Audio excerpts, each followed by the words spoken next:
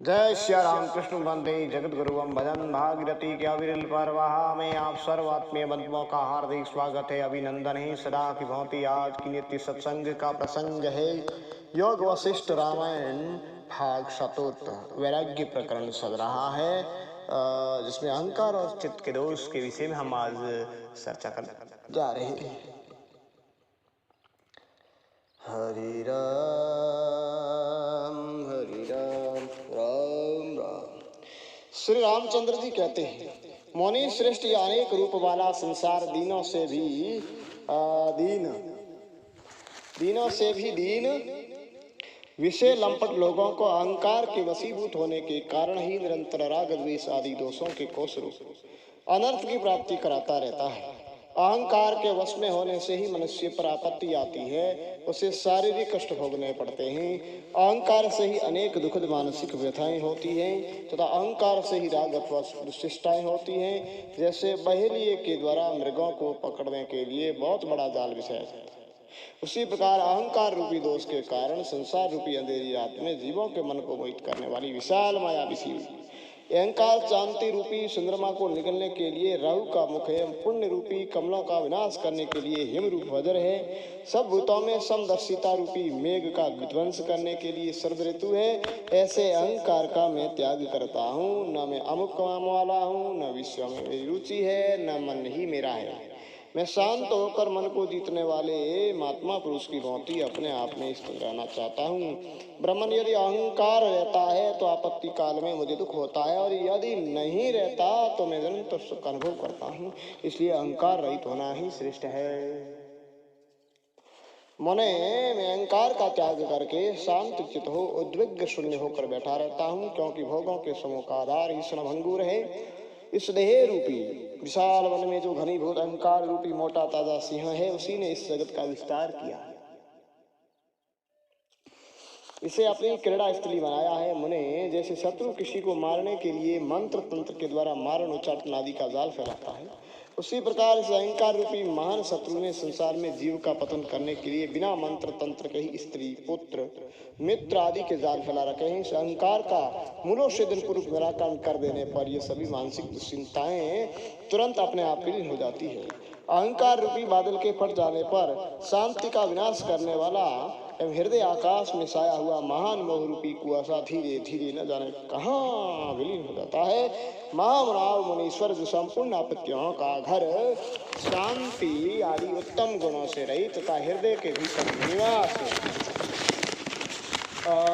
करने वाला है, उस अनित्य अहंकार का मैं आश्रय लेना नहीं चाहता, उसके अधीन होना नहीं चाहता, और अपने सुदृढ़ विवेक के द्वारा मैं अच्छी तरह समझ गया हूँ कि अहंकार नामक वस्तु सब और से अतिशय दुख रूपी है। तो अब मेरे लिए जो कुछ भी कर्तव्य शेष रह गया उसे बताते हुए आप मुझे अध्यात्म विषय उपदेश कीजिए। मनेश्वर जैसे वायु के परवा में पकड़कर मोर पंख का अग्रभाग वेग से हिल जाता है, उसी प्रकार ये संचल चित्त भी अत्यंत विग्रह होकर व्यर्थ ही इधर उधर दौड़ता रहता है।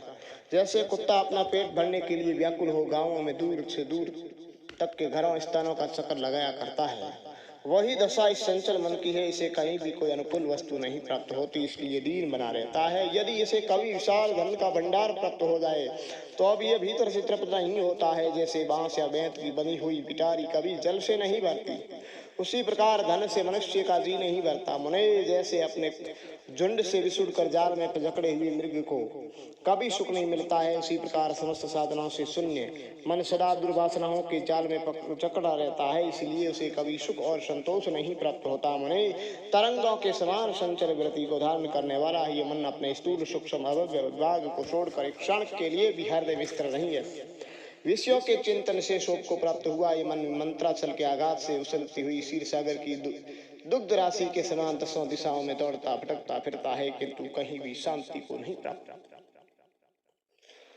ब्रह्मन जैसे मृग गड्ढे में गिरने की कोई चिंता न करके हरी हरी धूप चरने की इच्छा से प्रेरित हो बहुत दूर तक दौड़ लगाता रहता है, उसी प्रकार ये मन नरक के गर्त में गिरने की परवाह न करके भोग लाभ की आशा से बड़ी दूर तक चक्कर लगाता रहता है, भांति भांति के मंसूबे बांधता रहता है। जैसे पिंजड़े में बंद किया हुआ सिंह चिंता के कारण एक जगह स्थिर होकर नहीं रहता, उसी तरह नाना प्रकार की चिंताओं से अत्यंत सफल हुआ मन अपनी चंचल वृत्ति के कारण कहीं स्थिर नहीं रह पाता। जैसे हंस जल से दूध को निकाल लेता है, वैसे ही मोह रूपी रथ पर आरूढ़ हुआ ये मन भी इस शरीर से उद्विग्न शून्य क्षमता के सुख का अपहरण कर लेता है। ब्रह्मन मन रूपी ग्रह अग्नि से भी अधिक उष्ण है, उसके ऊपर चढ़ना पर्वत पर चढ़ने से अधिक कठिन है, तथा वज्र से भी बढ़कर कठोर, उसको वश में लाना बहुत ही कठिन है। जैसे मांस पक्षी मांस पर टूट पड़ता है, उसी प्रकार मन भी इंद्रियों द्वारा उपलब्ध होने वाले विषयों की ओर दौड़ पड़ता है। परंतु जैसे बालक पहले तो खिलौने की ओर ललकता है और फिर उसे पाकर थोड़ी ही देर में उसे मुंह में मोड़ देता है, उसी तरह ये मन प्राप्त हुए विषय से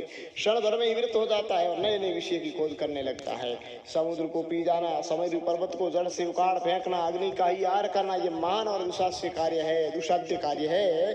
परंतु संचल चित्त को वश में कर लेना इनसे भी महान और कठिन कार्य है। संपूर्ण पदार्थों को कारण चित्त ही है, संपूर्ण पदार्थों का जो कारण है वो चित्त ही है। जब तक चित्त है तभी तक तीनों लोगों का चता है, उसके क्षीण होते ही जगत क्षीण हो जाता है। इसलिए इस चित्त रूपी रोग को यत्न पूर्वक चिकित्सा करनी चाहिए। मुने, जैसे महान पर्वत से अनेक वनों और कारणों की उत्पत्ति होती है, उसी प्रकार मन से सैकड़ों सुख दुख पैदा हुए हैं, इसमें संशय नहीं। अध्यात्म विषय विवेक से जब ये मन दुर्बल हो जाता है तब ये सारे सुख दुख निश्चय ही पूर्ण रूप से गल जाते हैं, ऐसा मेरा विश्वास है। महान मुमुक्षु पुरुष जिसके जीते जाने पर सम दम समा दया समता शांति संतोष श्रद्धा आदि समस्त सद्गुणों के स्वाधीन होने की आशा करते रहे हैं, उस शत्रु रूप चित्त को जीतने के लिए मैं सब प्रकार से उद्यत हुआ हूँ। अतः जैसी चंद्रमा मेघमाला का अभिनंदन नहीं करता, उसी प्रकार मैं तीव्र वैराग्य की संपत्ति से युक्त होने के कारण जड़ और मलिन वासना विलास वाली लक्ष्मी का अभिनंदन नहीं। अब आगे श्री रामचंद्र जी तृष्णा की निंदा के विषय में पूछते हैं कि मुनीश्वर, चेतन जीव रूपी आकाश में हृदय के अज्ञान अंधकार से परिपूर्ण दुस्तर तृष्णा रूपिणी रात्रि का सारा पाकर नाना प्रकार के दोष रूपी उल्लुओं की जमातें क्रियाशील हो उठती हैं। जैसे रात में उसके कारणों से अभिषिक्त आसपास के उपवन में खिले हुए कांचन पुष्प यानी धतूरे के फूल की उज्जवल शोभा से सुशोभित सने की फलियां निश्चय ही अधिक विकास को प्राप्त होती है, उसी प्रकार अनेक तरह के दुखमयी विलापों से प्रकट हुई अश्रु बिंदुओं से आर्द्र तथा निकटवर्ती सुवर्ण आदि की अविनाश आधार उज्ज्वल हुई चिंता या तृष्णा अवश्य अधिक बढ़ने लगती है।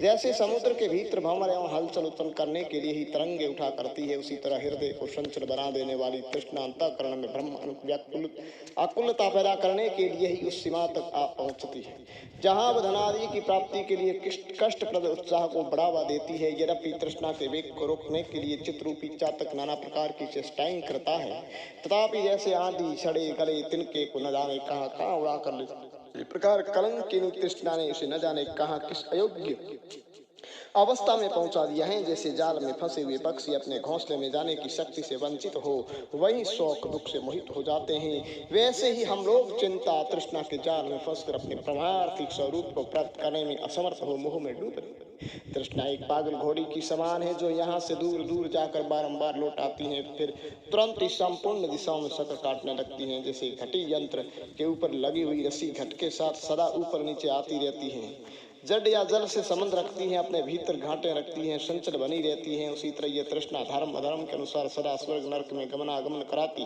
चेतन जड़ की ग्रंथि से जुड़ी रहती हैं, जड़ पदार्थों से संबंध रखती हैं, सदा विशुद्ध बनी रहती हैं, जो देह के भीतर मन में घूमती हुई हैं, जिसका सेदन करना प्राय सभी के लिए अत्यंत कठिन है। उस तृष्णा के द्वारा मनुष्य इसी प्रकार शीघ्र भारवाही बना लिया जाता है, जैसे रास की रस्सी बैल को तत्काल भार ढोने के लिए विवश कर देती है, जैसे बहेलिए की स्त्री पक्षियों को फंसाने के लिए जाल बनाती है, उसी प्रकार सदा आकर्षणशील स्वभाव वाली तृष्णा लोगों को फंसाने के लिए स्त्री पुत्र मित्र आदि की परंपरा रचती रहती है। यद्यपि मैं धीर हूँ तथापि भयानक काली रात के समान तृष्णा मुझे भयभीत सा कर देती है। विवेक रूपी नेत्र से संपन्न हूँ तो भी वो मुझे अंधा सा बना देती है, सच्चिदानंद घन रूप होने पर भी मुझे वो मानो खेद में डाल देती है।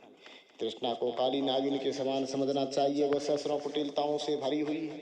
विषय भोग सुख की उसकी कोमल स्पर्श है, वह विस्मता रूपी विष को ही उगलती है और तनिक सा स्पर्श हो जाने पर भी डंच लेती है, अपने संपर्क में आए हुए प्राणी का नाश करती है।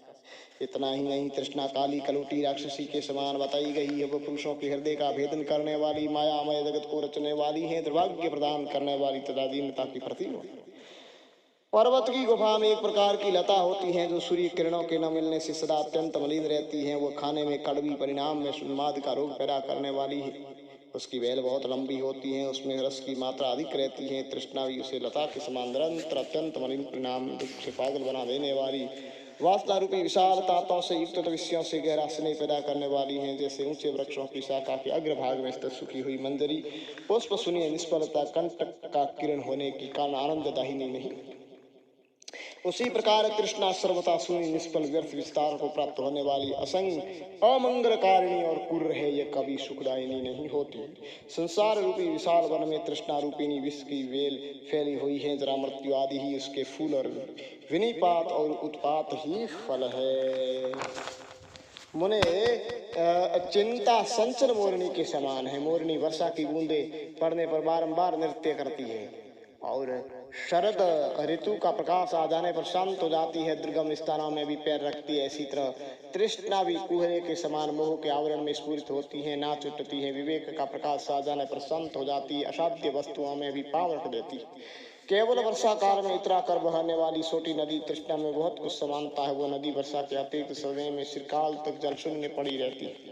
वर्षा ऋतु में भी बीच में जब वृष्टि रुक जाती है वह जल से खाली हो जाती है, परंतु पानी बरसने पर उसमें क्षण भर में बाढ़ आ जाती है। जल की बहुत सी उतावल तरंगें उठने लगती हैं। उसी प्रकार तृष्णा भी चिरकाल तक फल शून्य रहती है। कभी कभी सफल होने पर भी बीच में फल शून्य हो जाती है। जल पदार्थों में इसे अधिक आनंद मिलता है और क्षण भर में ये उल्लासित हो उठती है। चारे के लोभ से चंचल हुई चिड़िया जैसे फल शून्य खड़े हुए वृक्ष को छोड़कर दूसरे फल युक्त वृक्ष पर चली जाती है, उसी प्रकार तृष्णा भी विवेकी ये विरक्त पुरुष को छोड़कर विशेष पुरुष के पास चली जाती है। तृष्णा और संचल बंदरिया दोनों का स्वभाव एक जैसा है। वे अलग स्थान में भी पैर रख देती है और तृप्त हो जाने पर नए नए फल की इच्छा करती है। विषय रूपी स्थान पर अधिक काल तक नहीं ठहरती। तृष्णा हृदय रूपी कमल में निवास करने वाली भ्रमरी है। क्षण भर में पाताल को चली जाती है, फिर आकाश की सैर करने लगती है। क्षण भर में ही दिगंत रूपी निकुंज में मंडराती दिखाई देती है। संसार में जितने दोष उन सब में एकमात्र तृष्णा ही ऐसी है जो दीर्घ काल तक दुख देती रहती है। वरन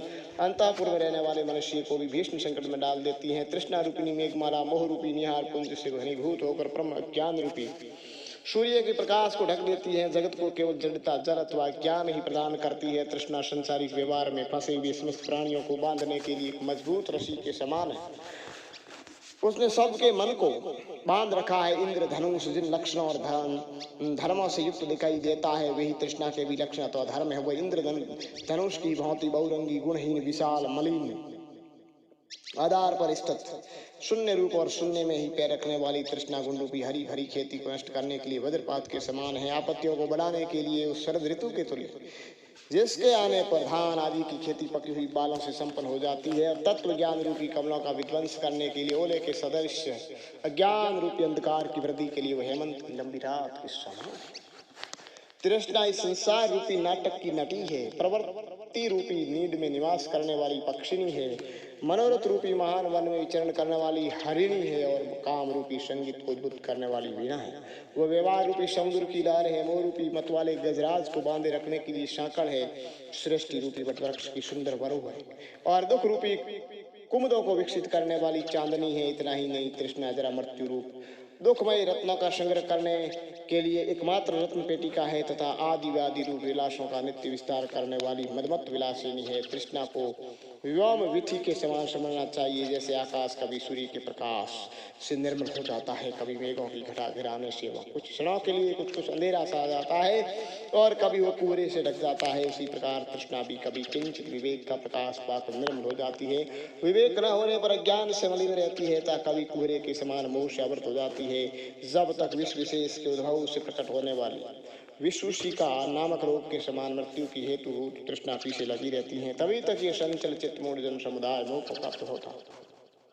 लोग विषयों का चिंतन त्याग देने से ही संपूर्ण दुखों को दूर कर सकते हैं। विषय चिंतन का त्याग ही तृष्णा रूपिणी विषुकी के विचार निवारण का मंत्र कहा गया है। तृष्णा बांस बताई जाती है। जैसे बांस भीतर से खोखला, बीच में गांठों से युक्त और कोमल रूपी बड़े बड़े कांटों से भरा होता है, उसमें सबको प्रिय लगने वाले मोती उपलब्ध होते हैं। इसी प्रकार तृष्णा भी भीतर से खोखली, कपट, दुराग्र आदि कांटों से भरी, चिंता दुख रूपी कंटकों से पूर्ण मोती, मणि आदि धन संपत्ति से अधिक प्रेम रखने वाली फिर भी ये बड़े आश्चर्य की बात है कि परम बुद्धिमान ज्ञानी जन विवेक की चमचमाती तलवार से दुष्यंत चिंता को काट डालते हैं। ब्रह्मन जीवों के हृदय में रहने वाली ये तृष्णा जैसी तीखी है, वैसी तीखी न तो तलवार की धार है, न वज्राग्नि की लपट है, न आग में तपाए हुए लोह कणों की चिंगारियां ही तृष्णा दीप शिखा के समान कही गई है। जैसे दीपक की शिखा बीच में उज्ज्वल, अंत में काली होती है, उसका अग्रभाग तीखा होता है, उसमें तेल और लंबी सी बत्ती रहती है, वो प्रकाशमान होती है, दाह के कारण उसका स्पर्श दुस्सह होता है। उसी प्रकार तृष्णा भी बीच में भोग वैभव उससे उज्ज्वल, अंत में दुख या मृत्यु देने वाली होने के कारण काली होती है। उसका अग्रभाग या आरंभ में